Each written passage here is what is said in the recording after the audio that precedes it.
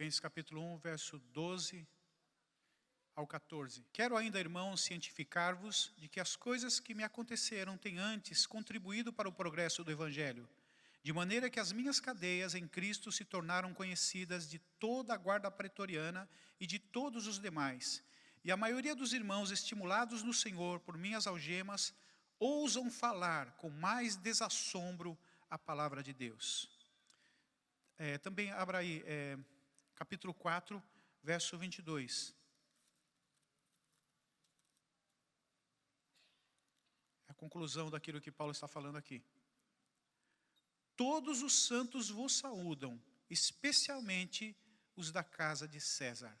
Amém, queridos? Eu queria falar, hoje nós estamos assim, vivendo um tempo, já aproximando já do final do ano, e aí começam as cobranças, e eu creio que quando a gente tem um ano, todo ano você tem, quando começa o ano você expõe a Deus assim, alguns alvos, alguns objetivos, e principalmente dar frutos, que é o nosso anseio que temos é de gerar vidas para o reino de Deus, de pregar a palavra, de ter filhos espirituais. Então, talvez você esteja nessa expectativa aí, e de repente você não esteja vendo isso, né, no seu coração. Você tenha vindo assim, mas eu ainda não tenho um filho espiritual. Quando eu chegar no final do ano, na hora do batismo, eu queria vestir aquela camiseta preta de que realmente eu fui pai espiritual de alguém, de que eu fui alguém que discipulou alguém que deu frutos para o reino de Deus. Então, quando a gente começa a pensar sobre isso, a gente começa até a entrar em parafuso, porque algumas cobranças, né? Na célula também tem alvos, tem célula que às vezes não se converteu ninguém ainda, e isso alguma coisa deve ser revista, alguma coisa não está certo. Eu queria falar sobre o apóstolo Paulo.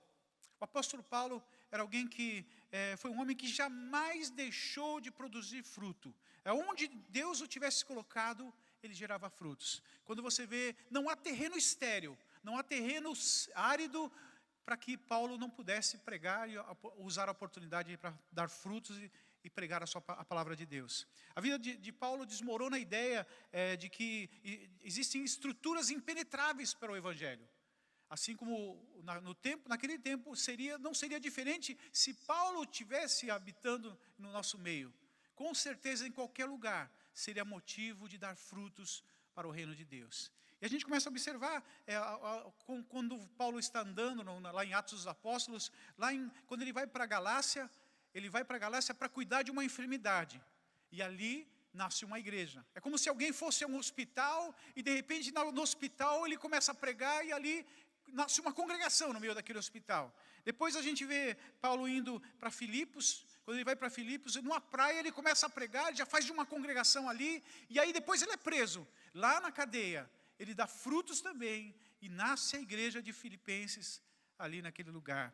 Depois a gente vai ver em Atenas. Paulo vai para Atenas, e ele está esperando Timóteo e Silas. Ele está ali no centro da cidade, olhando as pessoas, passando de um lado para o outro. Ele começa a incendiar o coração, ele começa a ficar impactado de ver as coisas que ele está vendo, a quantidade de deuses que estão ali. E ele começa a pregar ali nas praças, até na Ágora ateniense. E daí ele vai para um lugar onde a presunção filosófica dos gregos daqueles dias não impediu, não intimidou as pessoas inteligentes que estavam ali filosofando, e a cultura top da época, de todos os debates.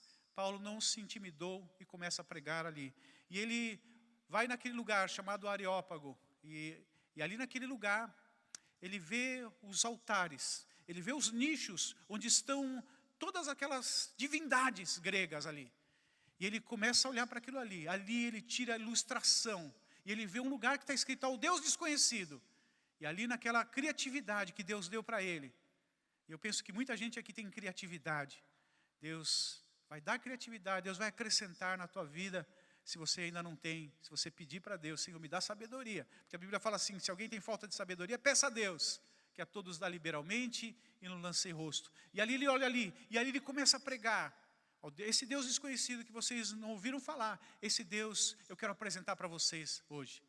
E quando a gente olha no contexto histórico, irmãos, por exemplo, Sócrates, que foi um dos maiores filósofos, que deixou um grande legado para os filósofos do mundo inteiro, deixou sua sabedoria. esse homem, o texto fala que ele atingiu o máximo da sua sabedoria, chegou ao ponto de que ele achou que ele tinha um Deus dentro dele, que ele era Deus.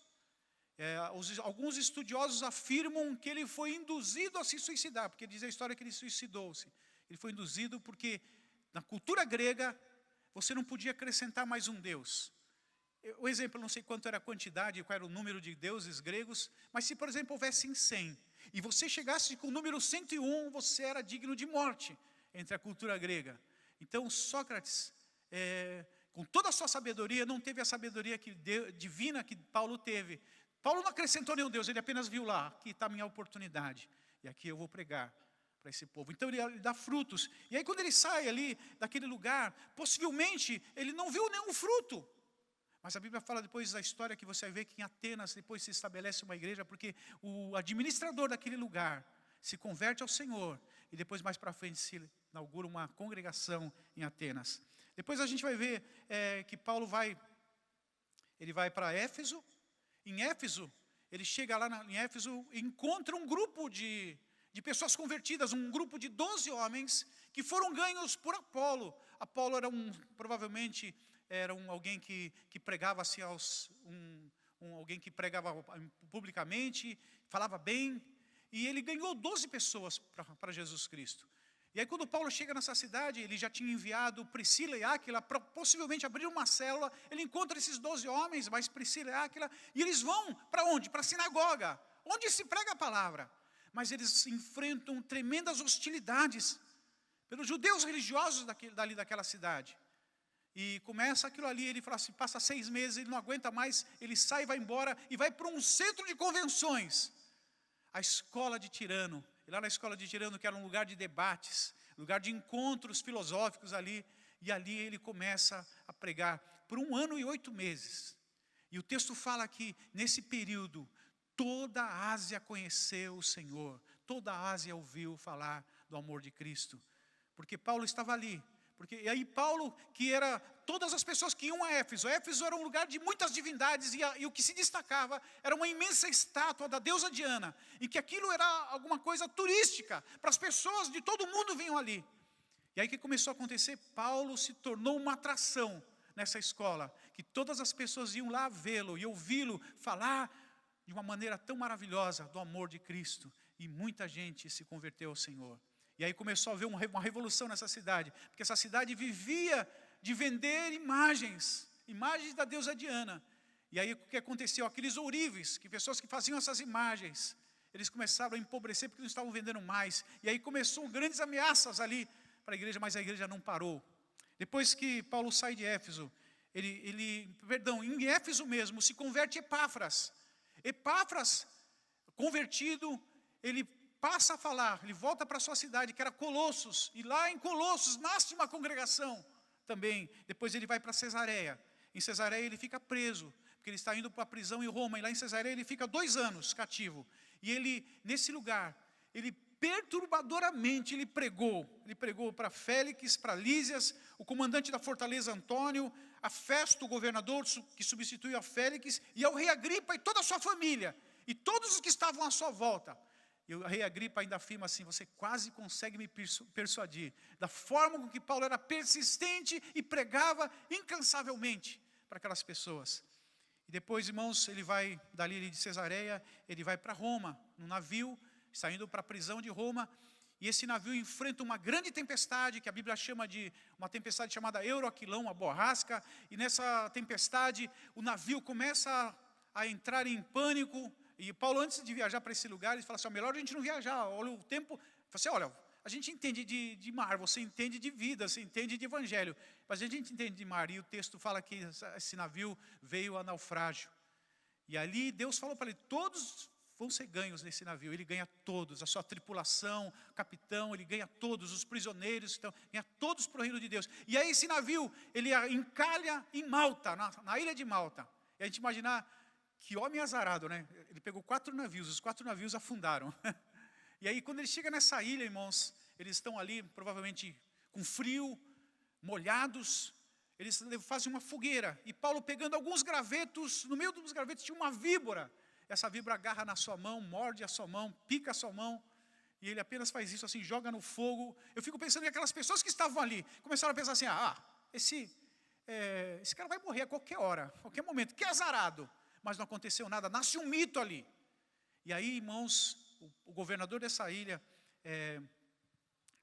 ele chama Paulo, Públio, ouvindo ele falar da palavra de Deus, ele chama Paulo, porque o seu pai estava muito enfermo.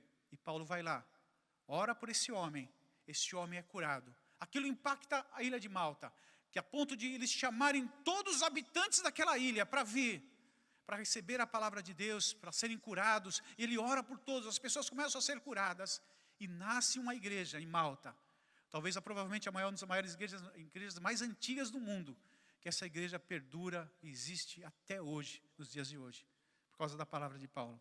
Depois da ilha de Malta, Paulo vai para Roma, e quando ele chega em Roma, ele fica numa prisão privilegiada, uma prisão domiciliar, onde tem uma casa alugada.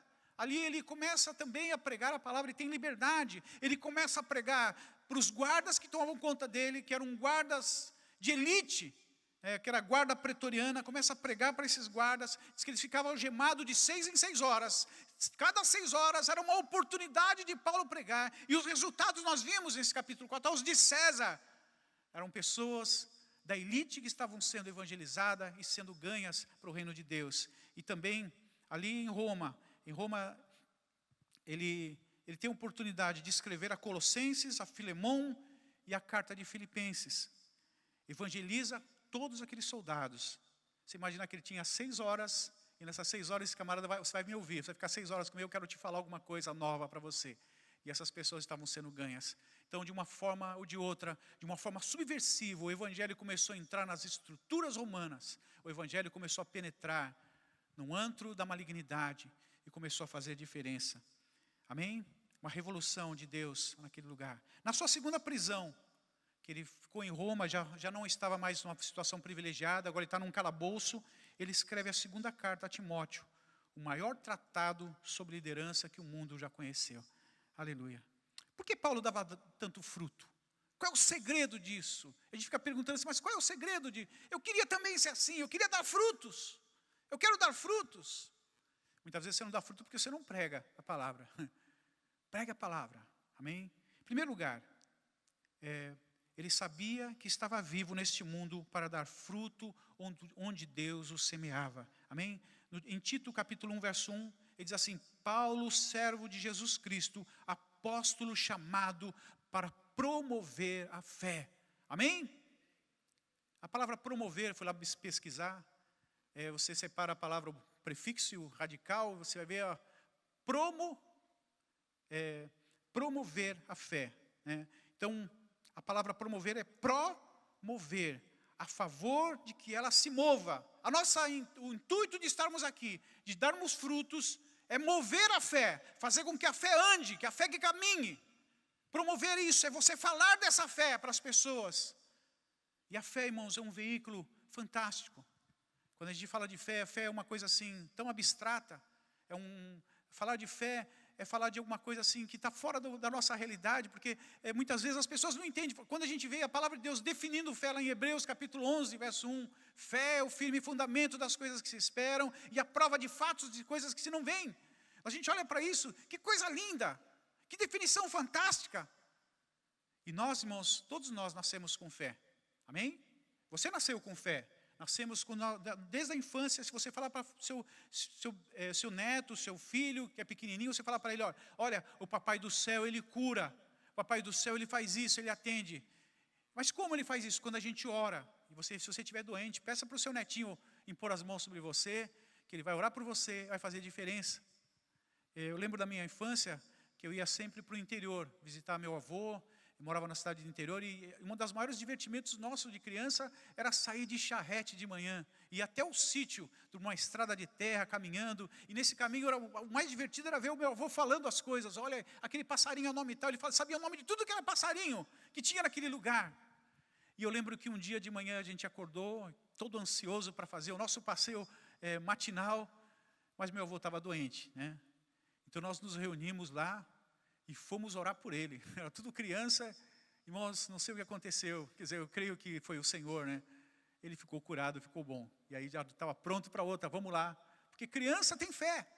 Só que, irmãos, quando você entrega a vida a Jesus Cristo, essa fé que você tem natural, ela passa a ser amplificada, porque agora você recebe a fé sobrenatural, a fé de Deus na sua vida. E agora você passa a entrar num outro patamar, de que agora você tem uma convicção, agora você conhece sobre o amor de Deus e você sabe o poder de Deus. E quando você ora, mecanismos espirituais, no mundo espiritual são deflagrados.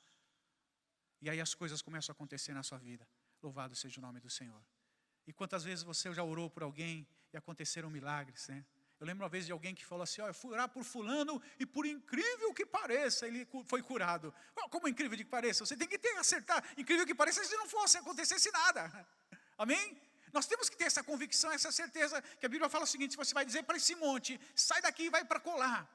É a fé em movimento. Colocar a fé em movimento, irmãos. Então Paulo tinha essa plena convicção, que ele iria frutificar, porque ele era um promotor dessa fé. Independente do que acontecesse, ele era um promotor dessa fé. Amém? E que você possa nessa manhã tomar posse de que você também é um promotor da fé. E que você recebeu a palavra do Senhor, e você deve compartilhar essa palavra de fé que você recebeu para as pessoas aí fora. E que as pessoas aí fora estão sedentas, carentes do amor de Cristo. Às vezes não damos fruto porque não pregamos, não aproveitamos as oportunidades. Aproveite as oportunidades. Às vezes dentro de um ônibus que você está sentado com uma pessoa que você não conhece. Amém? Eu sempre aproveitei as oportunidades assim. Eu lembro um dia eu estava no ônibus, e aí o ônibus deu uma fechada, uma freada, cantou pneu e quase bateu. E aí tinha um senhor do meu lado. Esse senhor, a gente começou a conversar, puxa, quase isso, de repente a conversa começou e ele começou a contar da vida dele, que ele era motorista de caminhão, que ele tinha deixado de exercer a profissão, porque num dia ele estava manobrando o caminhão, não viu que uma criança estava correndo atrás de uma bola em uma das rodas traseiras, e aquele caminhão passou por cima dele, porque ele não viu, ele não tinha como enxergar aquela criança que entrou ali, e aí ele esmagou a criança, morreu, e aquilo traumatizou, ele impossibilitou dele exercer a sua profissão para o resto da sua vida. E aí ele começou a chorar falando ali comigo. E de repente essa oportunidade que Deus nos dá. E comecei a falar do amor de Cristo para a vida daquele homem. E aquele homem foi ouvindo, e aquela viagem inteira foi uma viagem diferente.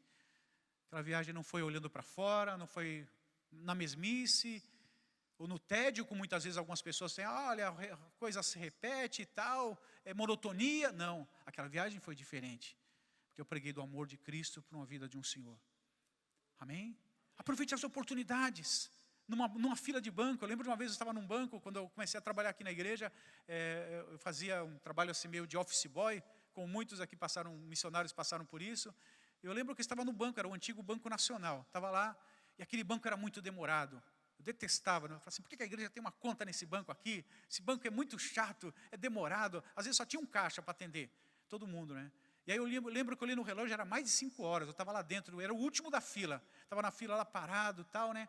E aí deu um pane nos negócios eletrônicos deles lá. E aí parou a fila.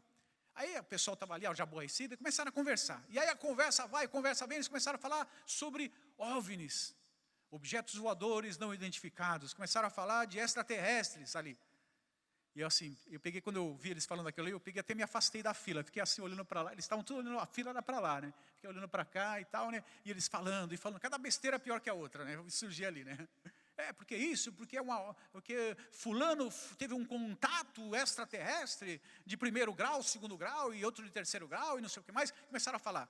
E aí, porque eu vi um cientista falando sobre isso, não sei o que mais, e tal, e começou aquela conversa, e eu estou quieto no meu canto lá, né? Meu Deus. Aí daqui a pouco uma moça pegou e bateu no meu ombro. E você, o que você acha? Quê? Senhor, eu estou na minha aqui, o que eu tenho que ver com esse negócio aqui? Estou aqui parado, né? Estou na minha. E aí, nós queremos saber a sua opinião também, nós estamos aqui, cada um está dando, nós estamos fazendo um grupo de debate aqui, e você deve participar disso aqui. Tá bom. Aí eu comecei a falar, vocês sabiam? Vocês conhecem a palavra de Deus? A Bíblia? Todo mundo, sim, nós conhecemos e tal, né? A Bíblia fala que existe sim um mundo invisível, existem demônios, existem anjos, existe a criação de Deus. E aí comecei a falar, comecei a discorrer naquilo ali, fui falando assim, sabia que um dia Jesus vai se encontrar nos ares para encontrar essa igreja maravilhosa. E que esses ovinologistas que vocês estão falando aí eu comecei a atacar. Esses ovinologistas estão querendo desacreditar o arrebatamento da igreja, porque eles estão dizendo que vai vir uma nave-mãe que vai levar essas pessoas incapazes, que precisam se desenvolver melhor. Ele falou assim, isso é uma artimanha satânica. Eu falei assim para eles, todas as pessoas que eu conheço, que tiveram um contato imediato, a gente colocava a mão na cabeça deles e eles caíam endemoniados. E tal. Aí eles falam assim, que igreja que você é? Eu sou da Peniel. Por isso, tem um colega meu que está na Peniel também, fulano de tal, ele sempre me fala, me convida, qual é o dia de culto? E começou aquele burburinho, acabou com o bate-papo dos extraterrestres. Aproveite as oportunidades. Promova a fé. Às vezes nós não damos frutos porque nós não aproveitamos as oportunidades. Talvez aquela oportunidade seja única. Às vezes a gente tem uns certos, preconceitos. Preconceito com o vizinho. Esse vizinho é aquele que bate bumbo lá, na sexta-feira. Aí você passa assim por ele fazendo, sai, está amarrado. O vizinho nem falou nada, está amarrado em nome de Jesus.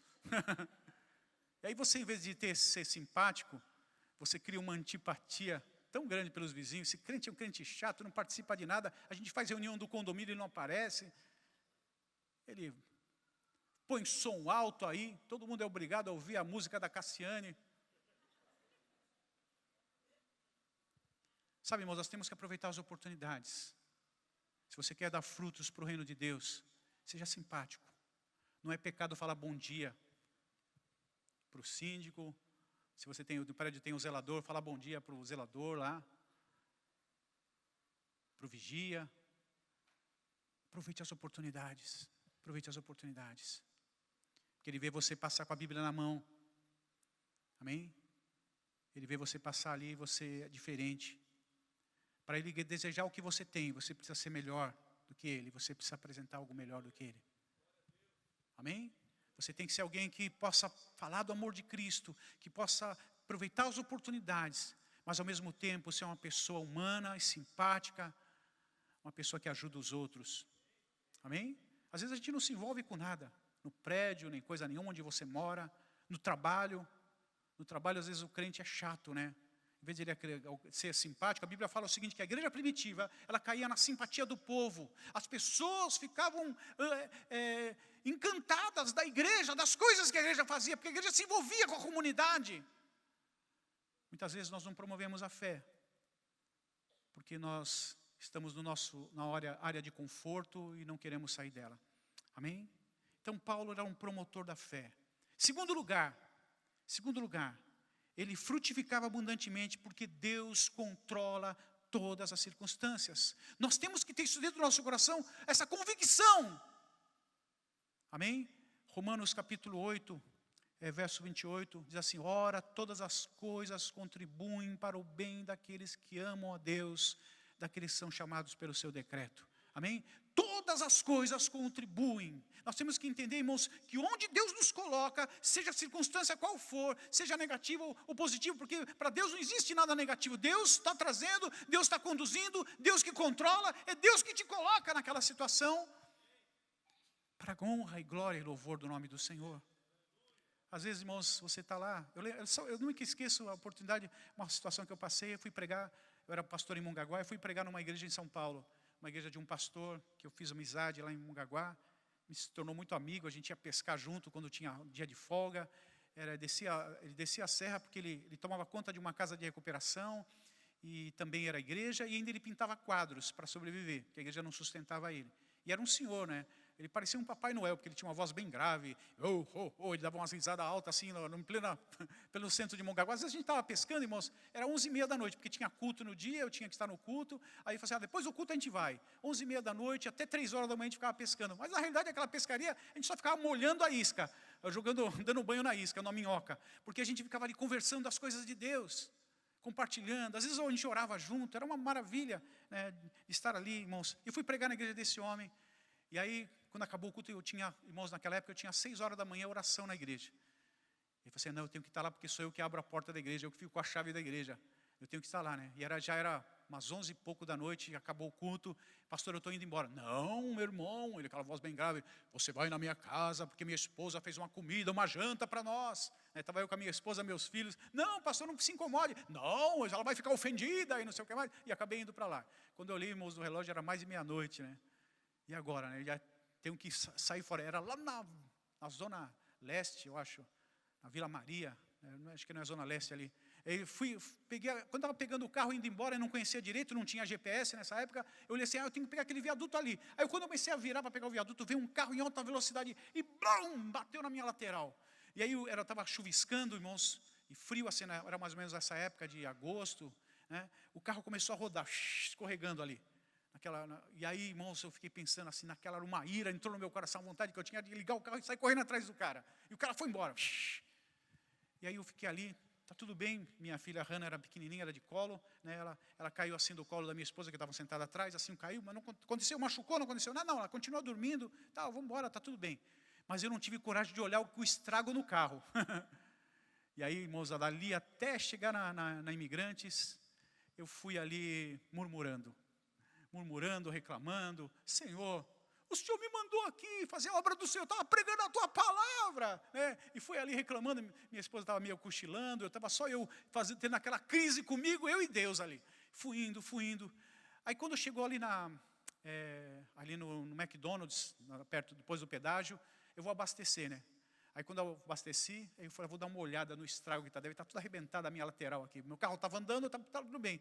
Irmãos, quando eu cheguei lá, tinha só um amassadinho no paralama. E aquele paralama eu já tinha que trocar, porque ele estava estragado, já era plano trocar, já tinha até ganho um paralama para trocar. E aí, moço, eu fiquei tão envergonhado, porque aquele homem, aquele ímpio lá, ele bateu, provavelmente bêbado, drogado, sei lá, ele bateu, mas ele bateu num anjo. Ele não bateu no meu carro. Porque se tivesse a pancada que ele deu, a ponto de o carro rodar, era para ter estragado muito ali, era para ter machucado a gente. E aí, irmãos, eu fui descendo a serra, minha esposa estava cochilando, eu fui descendo a serra em lágrimas, chorando. Senhor, muito obrigado, porque o Senhor me livrou. O Senhor me livrou da morte, o Senhor me livrou do acidente, não aconteceu nada comigo, o Senhor está comigo todo o tempo, o Senhor não falha. Eu fui chorando e pedindo perdão para o Senhor. Senhor, perdoa, porque eu sou um murmurador, fiquei reclamando, eu não vi a tua mão poderosa, eu não vi o teu socorro e o teu cuidado sobre nossas vidas. E aí, quando a gente olha para a vida de Paulo, irmãos, Paulo, em todas as circunstâncias, esse texto não é apenas um texto de consolação, mas é um texto que, na perspectiva de uma vida, de uma missão pessoal, o princípio é, ame a Deus e lhe obedeça, e fique tranquilo com o que vier, e tudo que vier será de Deus, será bênção. Agradeça ao Senhor por tudo. Amém? Em Cesareia, irmãos, na prisão, lá em Cesareia, ele encontra lá Onésimo, preso também, no lugar de calabouço. Ele prega para Onésimo. Onésimo se converte ao Senhor. Ele era um escravo fujão, mas foi pego roubando. E aí ele estava ali preso, pregou a palavra. Esse homem se converte ao Senhor. Mais tarde, irmãos, Paulo encontra Onésimo. E aí começa a saber um pouco mais da história. Encontra Onésimo em Roma, porque Onésimo descobriu que Filemão, seu senhor, tinha se convertido. E era um dos discípulos de Paulo. E ele vai lá conversar para Paulo, contar um pouco mais da sua vida. E aí Paulo escreve a carta de Filemão, pedindo uma carta de, um bilhete, né, libertório, né, pedindo para que Filemão considerasse esse homem que agora é um convertido ao Senhor, tinha uma vida transformada. Então, irmãos, em todo lugar, onde você está, a gente conheceu no nosso tempo Francis Schaeffer. Francis Schaeffer foi um teólogo que traduziu a palavra, que foi um homem que debateu muitas coisas importantes na história. E esse homem contraiu câncer, e ele era da Suíça, e ele viajou para os Estados Unidos para fazer o tratamento quimioterápico e radioterápico. E quando ele foi lá, todo lugar onde ele estava, ele pregava a palavra de Deus, sem parar. A ponto, irmãos, dos médicos reunirem-se para ouvir esse homem falar. Porque ele falava com tanta qualidade, com tanta unção, que as pessoas paravam e choravam, porque onde ele estava, ele pregava a palavra do Senhor. A gente vê o testemunho da história da tia Virgínia, mãe do pastor Newton, que enquanto ela esteve no hospital, ela pregou para todo mundo. E quando a gente ia visitar, eu fui visitar ela 2 vezes no hospital, e quando eu estive visitando ela lá, eu tinha que abrir a Bíblia e ler um salmo para ela. Tinha que ler o salmo e cantar um cântico junto com ela lá, e compartilhar a palavra. Então, 2 vezes estava lá. E a gente esperava encontrar uma pessoa triste, aborrecida, porque está doente. Você encontrava ela com um sorriso aberto para receber todo mundo, pregar a palavra de Deus. Irmãos, esteja a circunstância. E Paulo lhe fala assim: eu sou prisioneiro de Jesus Cristo. Eu não sou prisioneiro dos judeus, dos romanos. Eu estou aqui, é por causa de Jesus. Amém? Porque a gente às vezes cria aquela expectativa: se eu tivesse lá na França, se eu tivesse lá na África, eu ia dar muito fruto lá. Meu irmão, se você não dá fruto aqui, você não vai dar fruto em lugar nenhum no mundo. Amém? Onde Deus te plantou, é onde você vai dar fruto. Eu, quando fui pastor no Jockey, tinha uma irmã que se converteu lá. Essa irmã, ela morava ali no dique das Cachetas, né? E ela amaldiçoava aquele lugar todos os dias. Aí eu falei assim para ela: irmã, fala uma coisa para a irmã. Aqui nesse lugar, Deus providenciou que você conhecesse Jesus. Então você deve abençoar esse lugar e agradecer por esse lugar. E aí ela passou a olhar de uma perspectiva diferente daí para frente. E ela foi ganhando os seus filhos para Jesus, ganhando a sua família para Jesus. Depois a sua casa se tornou uma célula. A vida daquela mulher mudou. O marido dela era um homem que caía, ele bebia de cair. E ele apareceu bêbado na igreja. Eu lembro que eu estava ministrando louvor, eu desci dali do palco, e enquanto o pessoal continuou o louvor, eu fui lá e orei por ele. Ele estava embriagado, e ele olhou para mim em lágrimas, depois que eu acabei a oração, e falou assim: eu nunca mais vou beber. E a gente nunca ouve conversa de bêbado, né? Alguém já ouviu conversa de bêbado? Bêbado fala tanta coisa, né? E eu não acreditei muito, irmãos, pois realmente isso aconteceu, ele nunca mais bebeu. E esse homem se tornou um empresário, né? O homem ele é sócio de uma oficina de caminhão, uma vida abençoada. E ele, quando ele me vê, me faz uma festa quando me vê. Porque por causa daquela palavra, daquele dia, a vida dele foi impactada. Louvado seja o nome do Senhor. Terceiro lugar, nosso tempo já está correndo aí. Ele cria que nada poderia aprisionar a palavra de Deus. Amém? A palavra está livre. Amém? A palavra está livre. Nada vai aprisionar a palavra de Deus, nada vai prender isso. Você tem a palavra de Deus, e a palavra de Deus já passou por muita luta para chegar até a Bíblia que você tem debaixo do seu braço. Já passou por tantas perseguições. Eu lembro da história de Adoniram Hudson. Adoniram Hudson foi um homem que foi para a Birmânia. E quando ele chegou na Birmânia, ele foi para evangelizar lá, e ele enfrentou a perseguição lá, perseguição aos cristãos. E ele traduziu a Bíblia para a linguagem da Birmânia, conseguiu traduzir. Você imagina que, irmãos, que aquilo devia ser manuscrito, ele estava traduzindo, e vou publicar isso, e vou ganhar muita gente para o Senhor. Mas ele foi preso, irmãos. Ele foi preso, a esposa dele, temendo que ele pudesse perder tudo aquilo que ele fez, a tradução, e enterrou, embrulhou aquela Bíblia que ele tinha traduzido e enterrou. Aí depois de um certo tempo, ele pensando que a prisão ele estava preso, ele ia sair logo, mas não saiu, ele continuou preso lá. E algum tempo foi passando, essa mulher pensou assim: meu Deus, eu estou com aquilo enterrado, aquilo vai estragar, não pode estragar. Ela desenterrou, fez um travesseirinho, embrulhou esse travesseirinho, colocou essa tradução dentro desse travesseirinho e levou para o seu marido na prisão. E lá na prisão, de mudança de coisa para cá e para lá, sumiu o travesseirinho dele. E agora? E ele começou: meu Deus, vou perder tudo isso aí. Irmãos, a palavra não é presa, a palavra é livre. E aí ele descobriu mais tarde que um dos seus discípulos, porque gostava muito dele, estava lá naquela prisão, gostava muito dele, também estava preso lá. Então, para recordar daquele homem, que ele não sabia se estava vivo ou se estava morto, ele guardou aquele travesseirinho, sem saber a preciosidade que tinha naquele travesseirinho. E quando eles foram soltos, eles se encontram, e ele fala assim: está aqui, ó, isso aqui é seu. Ele fala assim: você não imagina, a palavra de Deus é livre. Glória a Deus. Irmãos, a China é o maior exemplo disso. Quando começou a perseguição, o comunismo penetrou de forma muito forte ali naquele país. Os missionários americanos, estrangeiros, foram expulsos de lá. Quase todos foram expulsos. Os missionários chineses, alguns deles foram mortos. Então, 30 anos depois, irmãos, a igreja da China se tornou a maior igreja do mundo. Por quê? Aleluia. Porque ninguém pode aprisionar a palavra de Deus. A maior igreja clandestina é a igreja chinesa. Ninguém pode prender a palavra de Deus. Louvado seja o nome do Senhor. Eu queria abrir um texto aqui da palavra de Deus que está em 2 Coríntios, capítulo 2, verso 14 ao 16.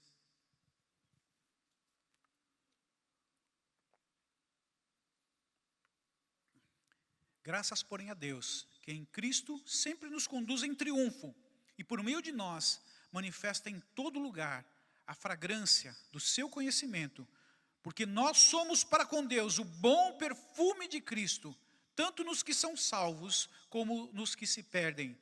Para com estes, cheiro de morte para morte, para com aqueles, aroma de vida para vida.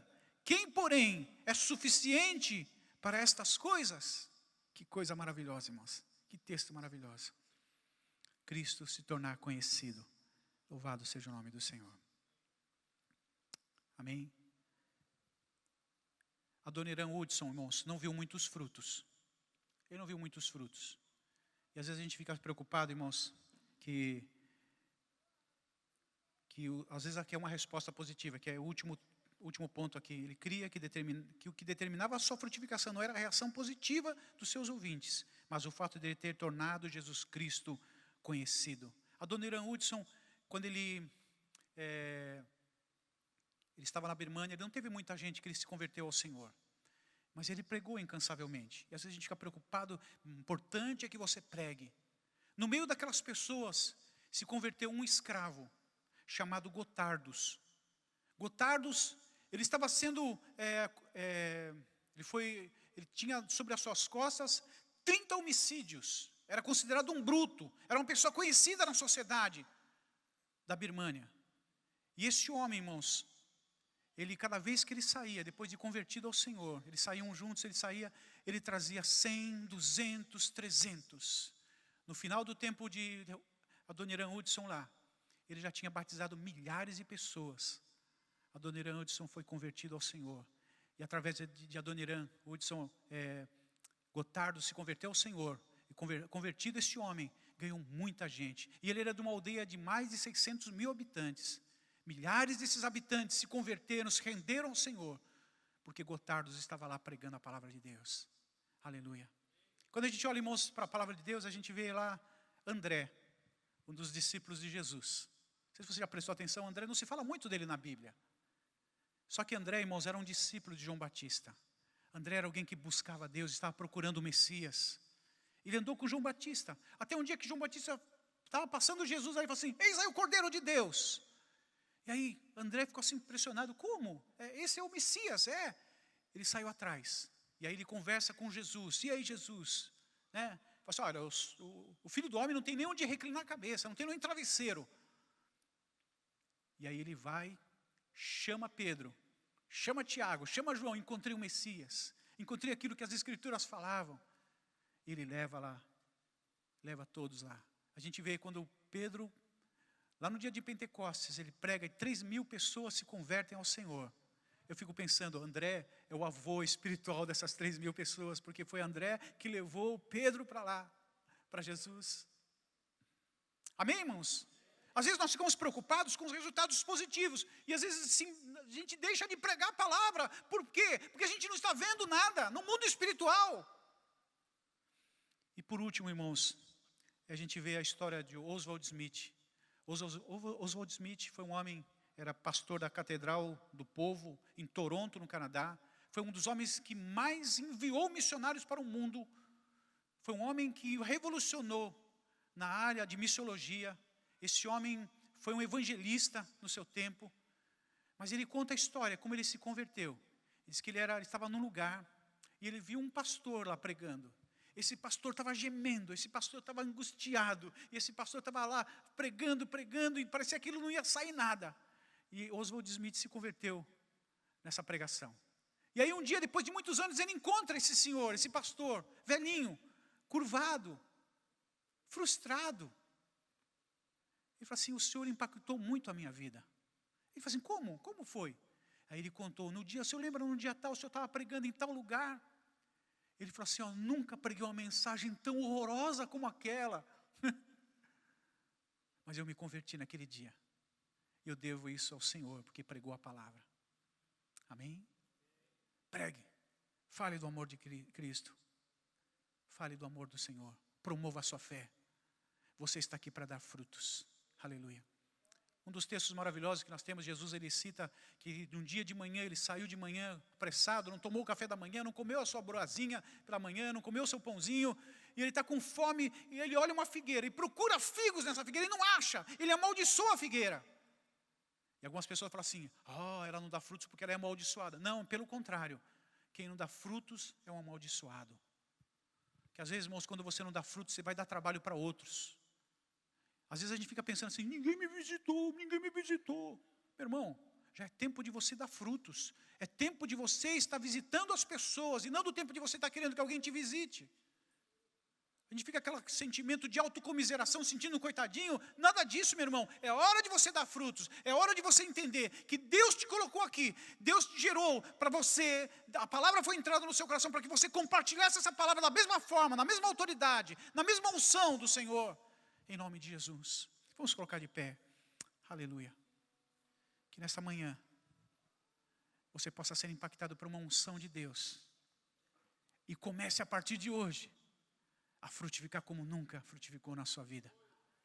Que a partir de hoje a sua vida possa ser diferente. Que a partir de hoje você vai aproveitar as oportunidades. Mas se eu não sou nenhum teólogo, não precisa. Compartilhe a sua fé. Compartilhe aquilo que Deus fez com você. Isso basta. Não precisa conhecer nada de doutrinas e não sei o que mais para você compartilhar isso que Deus fez na sua vida. E eu penso, irmãos, aquele que é novo convertido, que ainda não conhece nada de Deus ainda, é a pessoa mais frutífera, porque ele ainda consegue falar a linguagem do povo. Porque a gente vai criando o nosso evangeliquez e a gente cada vez vai ficando mais longe das pessoas que não são cristãs. Aproveite enquanto você está vivo, você tem saúde, aproveite as circunstâncias. Seja qual for a circunstância que você está vivendo hoje, vá, compartilhe do amor do Senhor, em nome de Jesus. Eu queria fazer um desafio a você nessa manhã. Você que está aqui nessa manhã sentindo que as coisas não estão dando certo para você, que as coisas não caminham do jeito que você queria. E nessa manhã você quer dar esse up na sua vida espiritual. Eu quero convidar você a sair do seu lugar. Saia do seu lugar, não tenha vergonha. Hoje é um dia de frutificação na sua vida, de mudanças na tua vida. Você vai ver o que Deus vai fazer na tua vida em nome de Jesus. Enquanto nós vamos cantar um cântico ao Senhor, quero que você saia do seu lugar. Nós vamos orar por você. Quero profetizar sobre a tua vida frutificação, a unção de frutificação em nome de Jesus. Não tenho nada para te oferecer. As minhas mãos vazias estão. Preciso tanto do teu amor. Só tu me aceitas como eu sou.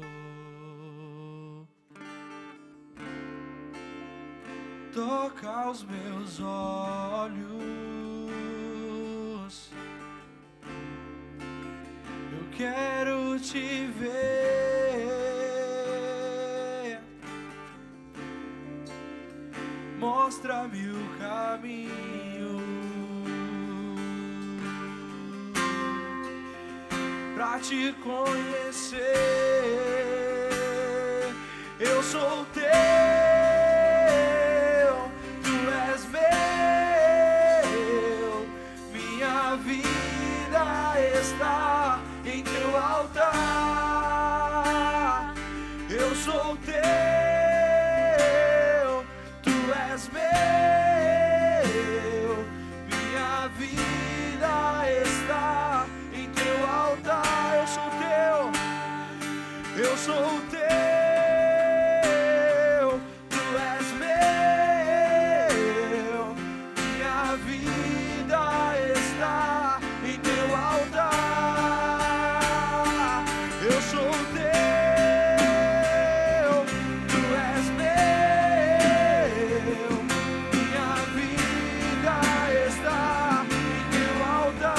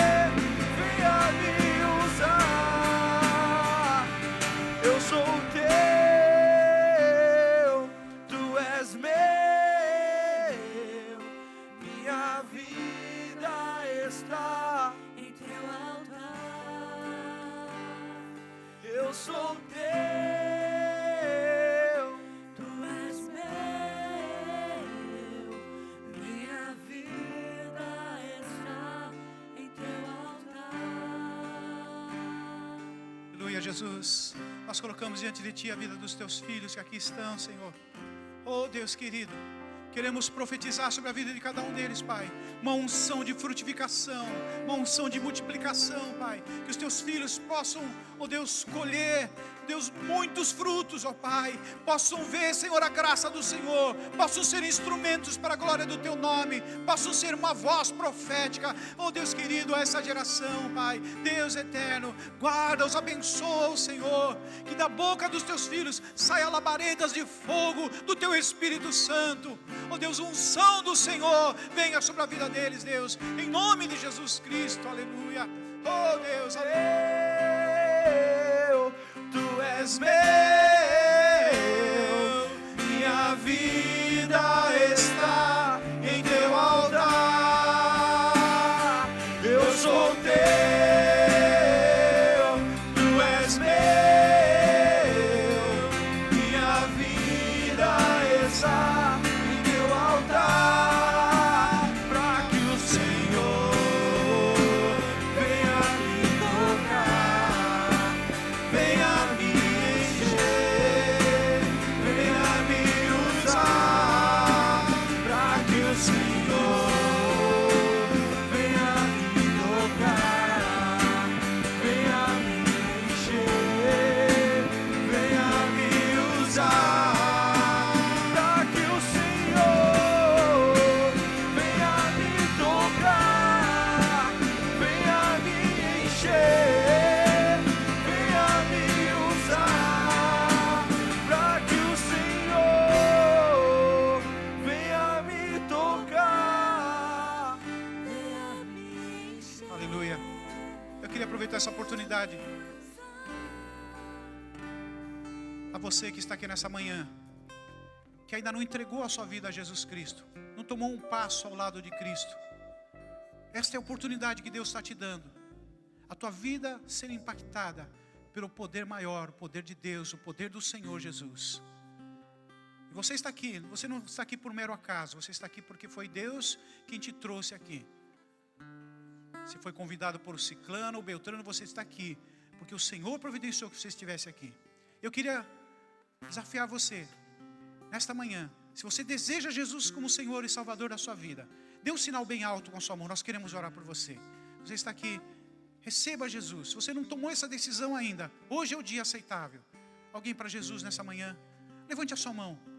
O Espírito Santo bate a porta do seu coração. Ele te dá essa oportunidade de alcançar a vida eterna, de alcançar a salvação, de ter o seu nome escrito no livro da vida, de ter uma vida diferente. Alguém para Jesus? Levante a sua mão bem alto. Você que está aqui, convidado ou não. Alguém para Jesus? Levante a sua mão. Hoje é o dia aceitável. Hoje é o dia de salvação. Aleluia. Amém. Glória a Deus. Glória a Jesus. Vamos aplaudir o Senhor. Deus abençoe a sua vida, meu irmão. Aleluia.